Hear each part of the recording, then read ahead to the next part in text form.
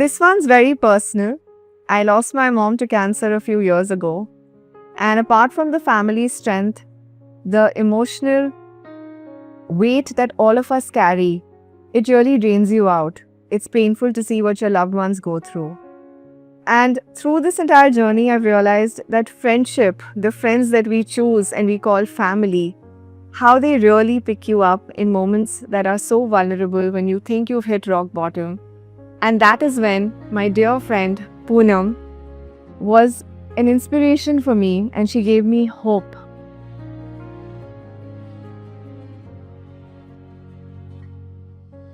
Poonaman Verma is a cancer thriver whose story isn't about illness, it's about reinvention. She represents strength, clarity, and a deep intentional shift towards living life fully. Today, we explore her flip side. The purpose she discovered, the life she rebuilt, and the woman she became beyond cancer. So, Poonam, welcome to the flip side. And tell me, when was that defining moment for you in your journey when you realized that it wasn't just about surviving, but it was rebuilding a whole new life? Thanks for having me. So touched and so happy to be part of this lovely experience. And coming back to my experience, the moment I realized that I wasn't going to let fear take over my life and wasn't going to let it dictate how I, led my life, I also realized that I was not going back to where I was before. I was moving forward on a new path, a much more interesting path. I chose life, and that was the path I wanted to rebuild on and rediscover myself, my surrounding, my relationships, and that's what's kept me going till now. You know, one thing that I always share about you is that you are that ray of sunshine that just enters the room. And maybe that's why I'm wearing this color, by the way, today, when we were choosing our wardrobe options. But it's not a sob story that you've ever sold. No. And I respect you so much for that because whenever we talk about cancer, everybody, they freeze, they think that, okay, life is over. And yes, there are a lot of, sad moments where many people don't make it. But the ones who do also carry that emotional baggage with them. And I have never seen you carry that. I've always seen you uplift others. I've always seen you live your life in a very positive light. I mean, ever since I've known you, I remember my mom was diagnosed when you were getting better. And over the years, the hope that you gave us, in fact, small moments when we grow our hair back. And mom used to feel so happy knowing that. And it was, again, like I mentioned, you were rebuilding a lot. I think you had also taken up newer projects for yourselves that had more meaning. Yes. So, what sign do you feel was your it call that, okay, this is where I begin a new chapter of my life? So something I've always believed in, and actually, it's something. If you see my WhatsApp tagline, it's something that came to me when I was going through my tests, and they said, "What's your blood group?" And I said, "B positive." It's in my blood. I can't help it. It's just something that I've always chosen. I don't choose to see a glass as half empty or half full. It's refillable. And I've lived that way, and I still live that way. So it has helped me move on, and it has helped me help my family, my friends, because I have never ever given into the, oh my God, what if, this is the end. It's not the end, it's the beginning of something new. Your life may be in pieces, but it may seem like it's in pieces, but it's actually pieces that are falling in place in a different scheme of things if you give it time. So that's how I look at it. My mom used to always say that we're strong women who put on a smile on their face and they move on. In fact, I remember in the hospital room and I was, of course, bawling that, Mom, don't leave me. And, what am I going to do without you? And she just looked at me and she said, I'm going nowhere. I have a lot of battles to fight. And I feel that even with you, with the different projects that, you were taking up, that was adding so much value Yes. to mankind. I think the entire change also of profession in that sense of how can I serve better? What can I do? What is my contribution and what value am I creating in the society? I feel I also want you to touch upon all of those moments because it's not just about survival, then it's about what more and how much more can you add. So, Gulnar, the way I have been brought up has always been to give back, right from when we were very young. These simple things like going carol singing during Christmas, and we would actually collect, now thinking of it, 4,000-5,000 rupees over an evening of really bad carol singing, which I think they gave us the money so that we'd leave more often than not. But we'd take that money and we'd go to the home for the aged and we'd give it there. And, things like that were inbred in us. Mom had, literally whosoed in it that, you have to give back, which I did in smaller ways. But post my recovery, I realized that that was not enough. I needed to put myself out there and do more. I realized, as you just said, that I discovered strength in myself that I did not even know I had. I discovered that I was capable of a lot more. I should not confine myself to just the little bit I could. And that's when another dear friend of ours helped put me on to an NGO where I started working and in a small way giving back. And I am on a board of an NGO now. And I help critically ill children, with their hospitalization, the funding, the NGO and me. But it helps me knowing that I am able to help someone else. And it may be a tiny little way, but for them, it makes a difference. It's not just about me. It's about giving back. I feel right now it's not just about healing somebody physically, but also emotionally and mentally. Emotional healing is, I think, 90% of the journey. Going into a hospital, getting your medication, having doctor's appointments, tests, etc. I honestly would put it down to 10%. And I think my recovery was as fast as it was and as good as it was because 90% of it was just the emotional, I have got this. I am done with cancer. I wiped it off my life and I'm moving on. 90% is the strength that comes from within, not the medication, not what doctors diagnose. It's all here. Beautiful. So, Poonam, basically for me, I think with my spiritual journey that I took on very early on, I was very fortunate to have touched upon it at a very early age when I realized that there are only 3 areas of our life that all of us are impacted. It's financial, relationship, or health. I started my journey because of mom's health. And I dived into Buddhism, Nichiren Daishonin's Buddhism, I chant. And over the years, of course, I touched upon a lot of modalities. So what I realized through my journey was that my sole purpose was empowerment. And I feel the strength, the courage, everything that I kind of get forth and realize my true potential is through the various practices, through my observation and awareness of what is really motivating me. And till date, I keep going back to the fact that it empowers me. So any new task, any new experience, I always try and go back to my journal and see, okay, how did it empower me? How am I better today? I feel for the true potential for you as your purpose, of course, it's your smile, it's your positivity, it's your optimistic way of looking at life.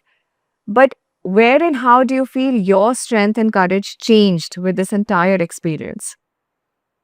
As I said a little while ago, it changed for me the day I realized that I'm not giving in to this. I'm not going to be scared of it. And I suddenly found strength within. So, as you know, years before, my mom had gone through cancer. And I feel I was much more vulnerable then because seeing someone you love go through it, I know, it breaks you, it weakens you. But I found when I was on the flip side of it, I was there. I found that I didn't need to be scared. I didn't need to, be fearful of this.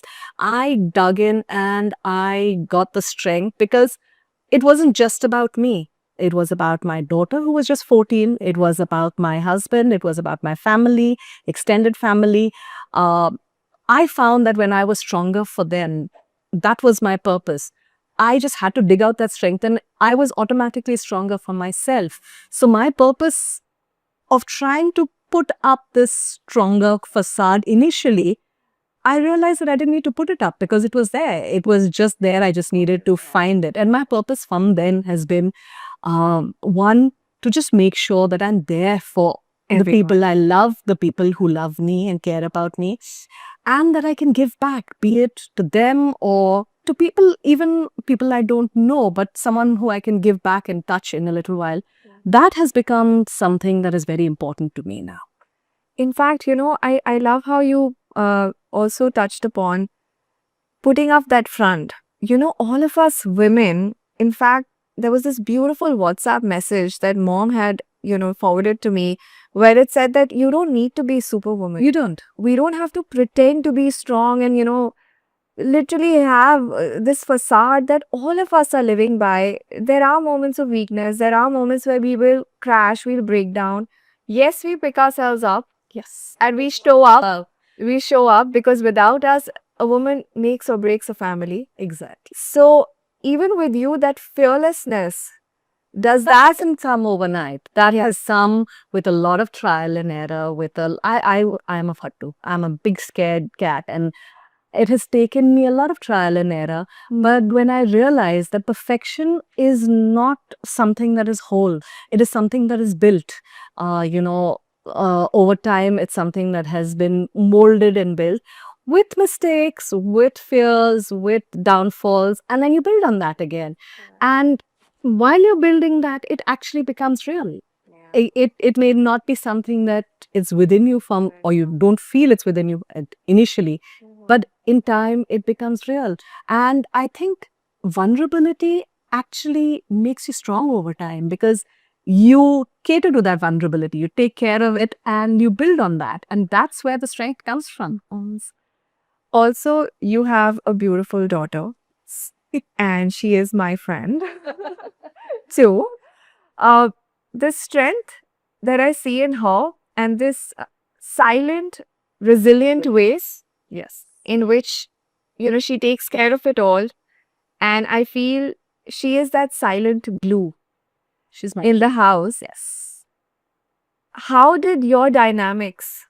Do you think that overnight you saw that baby girl turn into a woman? I was How are you two literally drawing strength from each other in was, those trying times? 42 when I was diagnosed, and she was all of 14.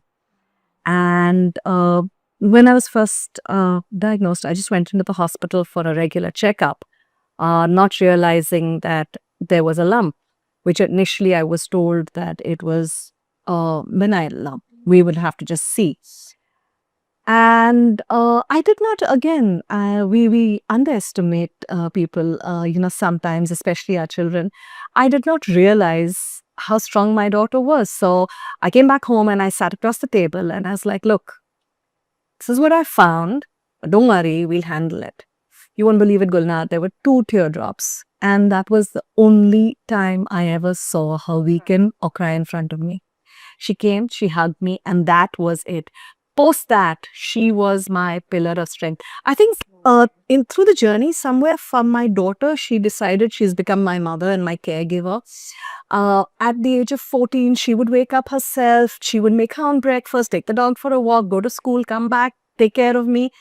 And she just learned and matured so much in that time. I just walk out of this, 6 months of treatment, etc.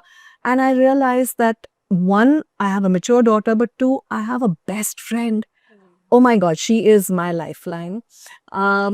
We can talk for hours together. We fight, of course we do, and That really mother and daughter do. Yeah, it's a fun.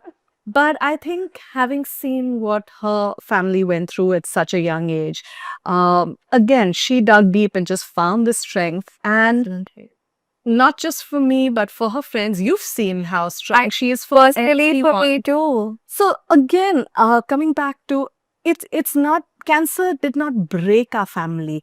It helped rebuild. It just changed the path on a way stronger, sturdier path. I don't see that, oh, I was diagnosed, the whole family crumbled, the house went up. No, we just picked up and we are better for it. We are so much stronger for it. My daughter, my husband, me, my dogs. And I was just going to mention, I call you the mother of dragons every time I see your three dogs. But yes, My Tiri was like such a strength for me at that time. She they sense immediately what's going on, and she would just come, and just knowing that I have this compassion all around me and I have this strong foundation and backing, I can take on the world. And I did. growing up, my father and my mother, but mostly dad, he has been our strength. And he would always say it's us against the world. Now, in our adulting years, when life was happening and, we were thrown with all these challenges, we really realized what us against the world meant. It was more about the challenges. 14. And I feel these kind of experiences and how they, strengthen you, they build you because it's also for the next generation. Yeah. So coming back to Akanksha, who's your daughter, when I was going through my tough pregnancy, I remember, of course, you are that ray of sunshine for me who would saunter into the room and, loud and come on, pick yourself up. You have that sense of humor. But with your, Need them. yes, that too. And also the moments when I needed that little shout out that, hey, buck up. But she would walk in as that silent strength, calm with all the chaos that's thrown in, and just come and say, it'll all be fine. You'll be okay. She's got a beautiful. So I feel the way you don't know how and where you may have inspired and changed her, Right. but it's there for all of us to see. So it is moments like this with my health. As you know, 2 years after that, my husband was very critical, and she went through the whole ringer again. And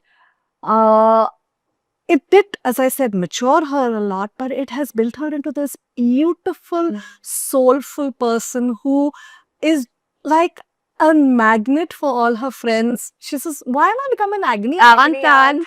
All her friends just open up to her, and she will help them along the way. And I feel Without throwing a pity party. without throwing a Which I love the most about all of you because that is something. yeah, Okay, sweet example.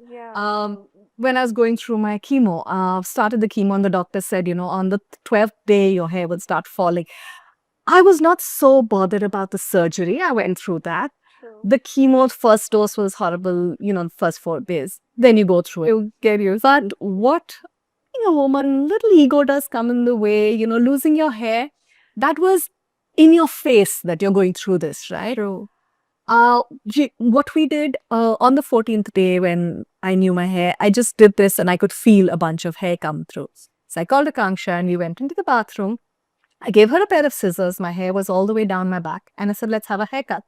And we were laughing and her hand went all over and the hair that started here went up. And I had a nice, very sleek bob cut, which my daughter gave me. And we laughed over it. So wonderful. I mean, I wanted her to remember moments like that. Yes, I did go through the hospitalization. I did go through days when I physically could not get out of the bed. But even on those days, we sat in the bed and played cards. There was no space for, is this going to get me? Am I going to be, is it the end of my journey? Am I going to, lose everything? We did not, that was not a discussion. There was no scope for that from my end. It was, let's just enjoy it. You're aware of that. You were there. I hosted a party for 65 people for Christmas where we home cooked every single thing. It was a task, given I didn't have the energy. It's wonderful. But it was the energy that just kept me going. For my birthday, because I had no hair, I decided to have a special theme party, as you remember, where everyone was asked to accessorize with hats or headgear or whatever. Wonderful. And I tried to teach her through my experience, that you take what you have and life gives you lemon, you make lemonade and you use it for tequila and you make key lime pie. You just enjoy, squeeze every drop out of it because that's what it's about. Yeah. We are stronger. We are stronger. We have a smile on our face. In fact, when mom lost her hair, we are very proud of our hair. Blessed woman's vanity. I will say, and also, yeah, like blessed with it. That broke me. That does. And Drives home the point at that time. it Surgery you don't see, it's internal, it's covered up. But when the hair goes, it's in your face. it's in your face, and all of us were broken. And in fact, dad had helped out mom with what Akku had done for you. Just feeling it. And Nirvan walked in and he said, Big Mama, you look beautiful. And just, that tiny tot coming in and saying that to his big mama and that smile on his face, all of us laughed. Yeah. And I've realized that I think, we draw that strength from each other, and family support system is so important in these critical times, especially that, hey, it's all going to be okay. As again, when my hair started falling, Vikram, my husband, was the one who said, enough, I can't have hair all over the place and thinking, oh, another lid is gone. So he sat down and he shaved my head, and every 2-3 weeks he would do that, and we would laugh about the different styles and the different hairstyles that I would get, and I would put a gold tattoo here. Sometimes I'd tie different turbans just so that there was something different to do. And again, a lot of people who would come and visit me would comment about how I look like Sinead O'Connor or Persis Tambaka, which is bullshit, I know. But it just gave Joy beautiful, so much strength and so much. Okay, maybe, it's not that bad. That's okay. I think the inner beauty, the inner strength is when it actually just makes you glow in those times. He did. But what is the new normal today? What is happening in your daily life today? The new normal, I've realized, is to just extract every drop of life from the day, to just live it to my fullest potential. I consciously choose life. I choose to be a carer, a giver, a creator. I love creating stuff. So the new normal is to do as much as I can and to give back as much as I can. I wake up every morning with a silent prayer on my lips, just saying, thank you for another day. Wow. I am so grateful. Thank you for the strength. Help me cope with it. And every single night, I will end with one line of gratitude for that day. And it helps you realize again, where you are at. There are so many people who are better off than us, definitely. But there are so many way more who are not as lucky or as privileged as we are. So that is where we have to realize it's a choice. It's a daily choice. What you want to normalize. It's a choice. Do you want to normalize saying, oh, poor me, and life sucks and it's so bad? Or do you want to normalize positivity? And I choose to infuse positivity every day. That you really do. And now I want to rapid fire. Strength or surrender? Oh, strength. Every single time. Strength to thrive, strength to survive, strength to love, strength to just live life to your fullest. Strength. Wow. I was actually thinking surrender, because in these moments, most of us just surrender. Okay, whatever is the grand plan of the universe, let it flow. But very well answered. One thing you never take for granted. Life and relationships that bring meaning to life. So, okay, this is rapid fire. We'll keep it short. Otherwise, I would read fun. All right. A misconception about cancer thrivers. That it's very gloomy and doomsy and it's the end of the road, and I don't think that's needed. It's rebuilding yourself from scratch, which is beautiful. Wow. Your one new non-negotiable. Peace of mind. Oh, wow. Okay. The flip side of survival is Rebirth. beautiful. What's the one message that you'd want to give to everyone who goes through these hard times and life's disruption, basically? So the one thing I'd love to say is that when you feel that your life's falling apart, it's not necessarily falling apart. It could be falling into pieces in a different path. And it could just take you down a different way. Don't give up. Don't just hold on to hope no matter what you do. Hold on to hope and have a purpose in life, because that's what's driven me, honestly. If I had just, gotten better and just sat doing nothing, as you know, I juggle multiple things in my life now. That has given me something to wake up each day and do something and be hungry for more. Because if you don't have that purpose, it's going to just be pointless. Also, give back. If you can support, if you can help someone, even in the tiniest way, give back. That, I think, is the most important thing. Never give up. It's just about change. You're one of the very few fortunate ones who Blessed. has discovered her purpose through the most trying times. As we had started in this podcast earlier as well, for me, discovering my true purpose was because of my spiritual journey. When I had embarked on it, I, in fact, would love to share this with you. I had gone to the All India Men's Division leader in Buddhism, and I went to him with my bags full of problems, as a brand manager, as a daughter, as a sister, as a friend. And he told me, "Who is Gulnar?" All the roles you juggle. He said, "Who's Gulnar? Can you stop coming to me with bags full of problems?" Yeah. And it took me 2 years to go back to him and tell him who Gulnar is. And those 2 years were so defining for me because I was trying to cut all that noise out. I mean, I was only 24 years old then.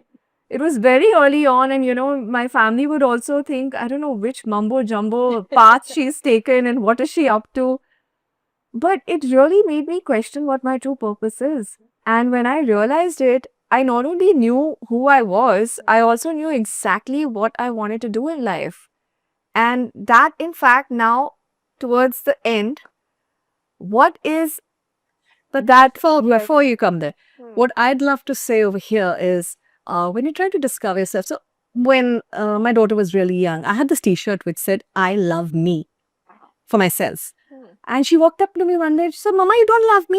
You've got a T-shirt that says, 'I love me,' which means that you only love yourself." I said, "Babe, if I don't love myself, how can I love you?" Absolute. And for me, it took a while to realize that I need to first, my purpose in life should be prioritizing myself first. Then can I take care of others and do for others. So I think like you found your way, I was always the good daughter or the good girlfriend or the good, sister.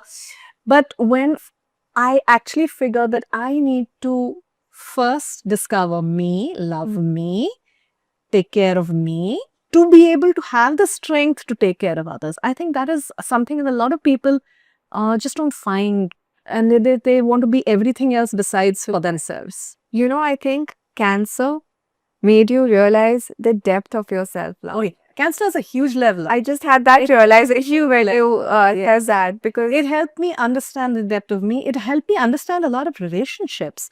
There are a lot of fair weather friends. You know how much I love people and how many friends I have. I saw that with my mom. True parents, there are people who would have been in your house every day who don't show. And there are people who you really thought were, somewhere in the background who show up for you and upfront they're there. And it helps you prioritize, it helps you balance out a lot. It's a huge leveler. Truly. And it makes you realize that you also are just one among so many people and there's nothing that extraordinary about you. Come back down to earth also. Now it adds up to describing what is the flip side to Poonam and Verma today. Rebirth. Rebirth. Yeah. Fantastic. Reconstructing my life, rebirth from scratch.